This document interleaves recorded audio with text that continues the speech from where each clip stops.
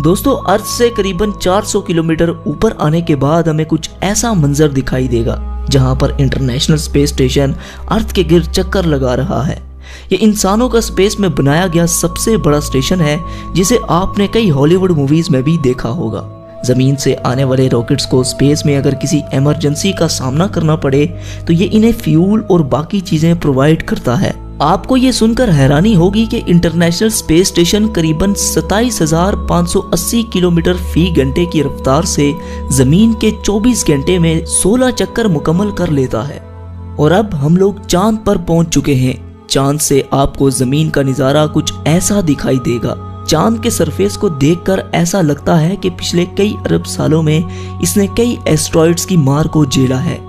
कहा जाता है कि आज से 4.5 अरब साल कबल हमारी जमीन से एक चांद जितना एस्ट्रॉइड टकराया था और इस टक्कर से निकलने वाला मलबा आहिस्ता आहिस्ता जमा होकर हमारी चांद की शक्ल में आ गया। ये जो कदमों के निशानात आप देख रहे हैं ये नील आर्मस्ट्रॉन्ग और उनके साथी के हैं जो 1969 में चांद पर एक मिशन के लिए आए थे और ये निशानात तब तक कायम रहेंगे जब तक चांद कायम है और शायद हमारे खात्मे के बाद तक कायम रहे क्योंकि चांद पर एटमॉस्फेयर मौजूद ही नहीं है। और अब हम लोग पहुंच चुके हैं जमीन से 61 मिलियन किलोमीटर दूर मौजूद एक खतरों से बड़े प्लेनेट पर जिसका नाम है वीनस। कहा जाता है कि कई अरबों साल पहले वीनस पर भी पानी मौजूद हुआ करता था और ये दिखने में भी हमारी जमीन की तरह ही हुआ करता था, लेकिन वक्त के साथ साथ यहाँ मौजूद पानी भाप बनता गया जिससे एक अलग तरह का ग्रीन हाउस इफेक्ट पैदा हुआ और आजकल यहाँ पर सल्फ्यूरिक एसिड की बारिश हो रही है, मतलब तेजाब की बारिश। यहाँ सूरज की रोशनी आती तो है मगर वापस नहीं जा सकती, जिसकी वजह से यहाँ का टेम्परेचर 470 डिग्री सेल्सियस होता है। आइए आपको इसके सरफेस की सैर करवाते हैं। दोस्तों बस ये जो हाल आप देख रहे हैं शायद फ्यूचर में कुछ ऐसा ही मंजर हमारी जमीन पर हो। अगर हमने ग्लोबल वार्मिंग को कंट्रोल ना किया तो बस फिर यही होगा हमारा फ्यूचर जहां कुछ भी सरवाइव नहीं कर सकता। और अब हम लोग सूरज के सबसे करीब मौजूद प्लेनेट मरकरी पर आ चुके हैं जो जमीन से 77 मिलियन किलोमीटर दूर है। यहाँ पर दिन को टेम्परेचर 400 डिग्री सेल्सियस होता है जबकि रात को -170 डिग्री सेल्सियस तक गिर जाता है।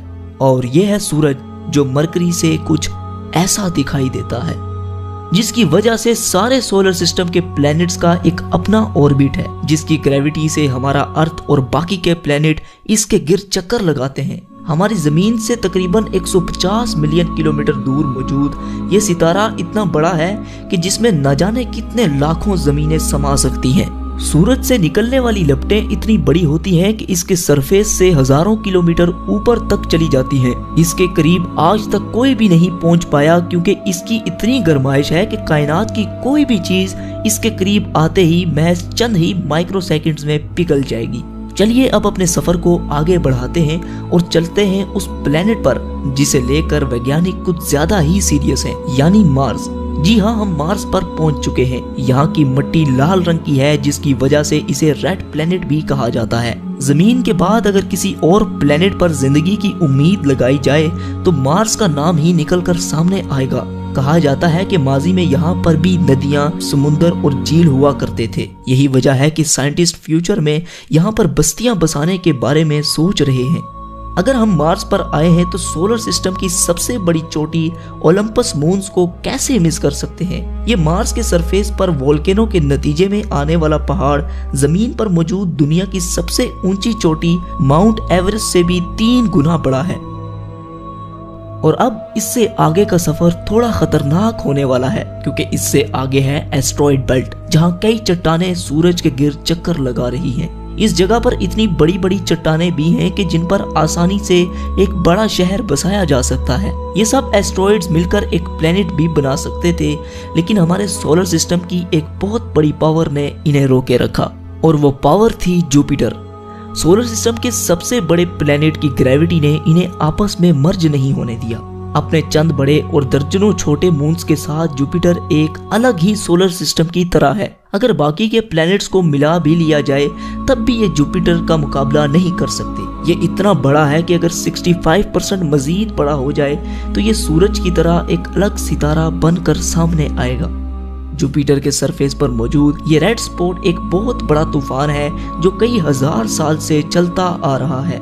ये धब्बा इतना बड़ा है कि इसमें 3 अर्थ समा सकते हैं। जुपिटर जमीन की तरह ठोस नहीं बल्कि एक गैसेस से भरा प्लेनेट है। अगर आप जुपिटर की सतह पर उतरेंगे तो इस पर खड़े नहीं हो सकते बल्कि इसके अंदर दसते चले जाएंगे। और अब हमारी अगली मंजिल है सैटर्न। सोलर सिस्टम का सबसे खूबसूरत प्लेनेट सैटर्न अपने शाही छल्लों की वजह से जाना जाता है जो इसकी सतह से लाखों किलोमीटर ऊपर तक फैले हुए हैं। इस प्लेनेट को हमारे सोलर सिस्टम का ताज भी माना जाता है। करीबन 62 चांद सैटर्न का चक्कर लगाते हैं। इनमें टाइटन सबसे बड़ा और एक मशहूर चांद है। टाइटन का एक अपना एटमॉस्फेयर भी है और इसके सरफेस पर नदियां, समुंदर और झीलें भी मौजूद हैं जो पानी के नहीं बल्कि नेचुरल गैस के हैं। बिल्कुल हमारे अर्थ की तरह नजर आने वाले इस चांद के बारे में अंदाजा लगाया जाता है कि जब कई अरब साल बाद सूरज एक रेड जायंट बन जाएगा तब टाइटन एक हैबिटेबल जोन में होगा, यानी टाइटन उस वक्त रहने के काबिल होगा। दोस्तों, हम बातों ही बातों में अपने घर से इतना दूर आ चुके हैं कि यहाँ से अर्थ कुछ ऐसा नजर आता है। इससे आगे है यूरेनस और नेपट्यून जो हमारे अर्थ से कई बिलियन किलोमीटर्स दूर हैं। यही वजह है कि इनकी खोज टेलीस्कोप इजाद होने के बाद ही मुमकिन हो पाई। इन प्लैनेट से आगे है क्यूपर बेल्ट जो पिछले एस्ट्रॉइड बेल्ट से 20 गुना चौड़ी और लगभग 200 गुना बड़ी है, जिसमें करोड़ों की तादाद में कॉमेट्स, पत्थर और बर्फ से बने ऑब्जेक्ट्स मौजूद हैं और हमारा प्लूटो इन्हीं में से एक है। और अब हम इंटरस्टेलर स्पेस में दाखिल हो चुके हैं जहां एक चीज ट्रेवल करती हुई दिखाई दे रही है और वो है वॉयेजर 1 स्पेसक्राफ्ट। जी हाँ, आपको सुनकर हैरानी होगी लेकिन इंसानों की बनाई गई ये वाहिद ऐसी चीज है जो सोलर सिस्टम से बाहर जा चुकी है। जमीन से तकरीबन 19 बिलियन किलोमीटर दूर जा चुके इस क्राफ्ट ने हमारे सोलर सिस्टम के कई राजों पर से पर्दा उठाया है। ये स्पेसक्राफ्ट तकरीबन 17 किलोमीटर फी सेकंड की रफ्तार से आगे बढ़ता चला जा रहा है। इसके बारे में हम आगे एक मुकम्मल वीडियो पर बात करेंगे। फिलहाल आगे बढ़ते हैं। दोस्तों, इस वक्त हम इतना दूर हैं कि यहाँ से सूरज एक छोटे से सितारे की तरह दिख रहा है। अर्थ पर सूरज की रोशनी तकरीबन 8 मिनट और 20 सेकंड में पहुंचती है, लेकिन यहाँ पर जहाँ इस वक्त हम मौजूद हैं इस जगह सूरज की रोशनी पहुंचने में तकरीबन 1 साल लग जाता है। इससे आप अंदाजा लगा सकते हैं कि हम कितना दूर आ चुके हैं। यहाँ पर अरबों की तादाद में मौजूद कॉमेट्स इस बात को वाज़ेह करते हैं कि सूरज की ग्रेविटी अभी तक खत्म नहीं हुई। दोस्तों, कॉमेट्स का एक बहुत बड़ा बादल हमारे सोलर सिस्टम को घेरे हुए है जिसे हम ओर्ट क्लाउड कहते हैं। ये ओर्ट क्लाउड खत्म होने के बाद सूरज की ग्रेविटी भी कमजोर पड़ जाती है और अब हम जहाँ से गुजर रहे हैं यहाँ पर बिल्कुल अंधेरा छाया हुआ है। हम यहाँ पर अपनी आंखों से कुछ नहीं देख सकते, इसलिए यहाँ हमें देखने के लिए इंफ्रारेड विजन की जरूरत पड़ेगी। देखने पर यहाँ आपको अरबों की तादाद में तारे नजर आएंगे। वैसे तो हम बहुत दूर आ चुके हैं लेकिन यूनिवर्स के मुकाबले में ये महज एक छोटा सा स्टेप है। लेकिन हम अपने करीबी सोलर सिस्टम की तरफ बढ़ते हैं जिसका नाम है अल्फा सेंटोरी। यहाँ पर सूरज की किरणें 4 साल और 3 महीनों तक पहुँचती हैं। इसी सोलर सिस्टम में मौजूद एक प्लेनेट प्रोक्सिमा सेंटोरी के नाम से जाना जाता है जो अर्थ ही की तरह हैबिटेबल जोन में है। अंदाजा लगाया जाता है कि शायद यहाँ पर एलियन लाइफ मौजूद हो सकती है। दोस्तों, ऐसे ही अरबों तारे हमारी मिल्की वे गैलेक्सी में मौजूद हैं जिनकी सैर करना तो दूर की बात, इन्हें अपनी पूरी जिंदगी में गिनना भी लगभग नामुमकिन है। लिहाजा सफर को आगे बढ़ाने के लिए हम मिल्की वे गैलेक्सी से बाहर चलते हैं। ये है हमारी मिल्की वे गैलेक्सी जिसमें न जाने कितने अरबों की तादाद में तारे मौजूद हैं, जिनमें से हमारा सूरज भी एक है। अगर लाइट भी हमारी मिल्की वे गैलेक्सी के एक कोने से दूसरे कोने तक ट्रेवल करे तो उसे भी 1 लाख से ज्यादा साल लग जाएंगे। और अब अपनी गैलेक्सी को छोड़कर हम इंटरगैलेक्टिक स्पेस में दाखिल हो चुके हैं जहां हमारी मिल्की वे गैलेक्सी की तरह अरबों गैलेक्सीज मौजूद हैं जिनमें हम अपनी गैलेक्सी को ढूंढ भी नहीं सकते। इन्हीं गैलेक्सीज के झुंड को एक लोकल ग्रुप कहते हैं। ये ग्रुप तकरीबन 10 मिलियन लाइट ईयर्स पर फैला हुआ है। आगे बढ़ने पर हमें ऐसे कई लोकल ग्रुप्स दिखाई दे रहे हैं। आप ये सुनकर हैरान होंगे लेकिन ऐसे ही हजारों लोकल ग्रुप्स मिलाकर एक सुपर क्लस्टर बनाते हैं।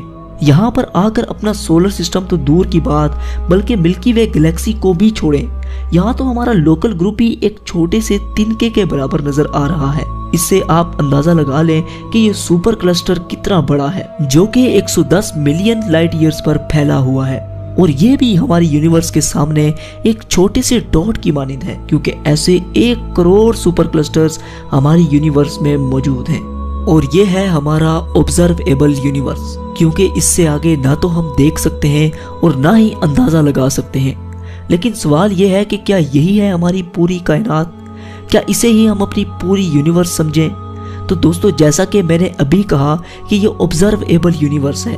हम अपनी पूरी कायनात के बारे में जो कुछ भी जानते हैं वो सब इसके अंदर है। हो सकता है कि हमारी कायनात इससे भी बड़ी हो, लेकिन फिलहाल हम इतना ही जान पाए हैं। हमारी यूनिवर्स कितनी बड़ी है इसके बारे में हम कुछ भी नहीं जानते। दोस्तों, साइंसदानों का ये भी मानना है कि हमारी यूनिवर्स के अलावा कई और यूनिवर्स भी हो सकती हैं, जिनका हमें कोई अंदाजा नहीं। तो दोस्तों, आपका ये सफर कैसा रहा? हमें नीचे कमेंट सेक्शन में जरूर बताइएगा। जाने से पहले हमारे चैनल को सब्सक्राइब करके साथ मौजूद बेल के आइकन पर भी क्लिक कर दें। तो जब तक हमारी अगली वीडियो आती, तब तक के लिए आप अपना और अपने प्यारों का ख्याल रखिए। अल्लाह हाफिज।